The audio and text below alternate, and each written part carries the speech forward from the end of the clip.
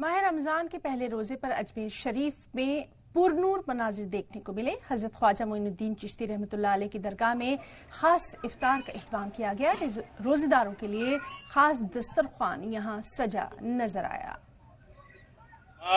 आलम दीन इंसानियत की एक मैसेज जो हिंदुस्तान से जाता रहा है और गरीब नवाज के बारगाह में तमाम आसिया ख्वाजा और गुलाम ख्वाजाओं की तरफ से जो इंतजाम किया जाता है, देश विदेश पूरे हिंदुस्तान बोले पूरी दुनिया बोले जितने भी आसिया ख्वाजा जो आते हैं अपना रोजा रखते हैं और गरीब नवाज के बारगाह में अफ्तारी का इंतजाम शाहजानी मस्जिद में और पूरी दरबार आलिया के कोने कोने में किया गया है और खुदाम हज़रात उसमें बढ़ चढ़ कर हिस्सा लेते हैं। जी, खास तौर से देखा जाता है चिश्ती साहब यहाँ पर दस्तरखान पर तमाम मजहब के लोग एक साथ बैठकर इफ्तार करते हैं, ये भी एक खूबसूरती है। बेशक ये गरीब नवाज की एक सूफी मैसेज है जो 850 साल से चलता आ रहा है और इंशाल्लाह ता क़यामत तक चलता रहेगा।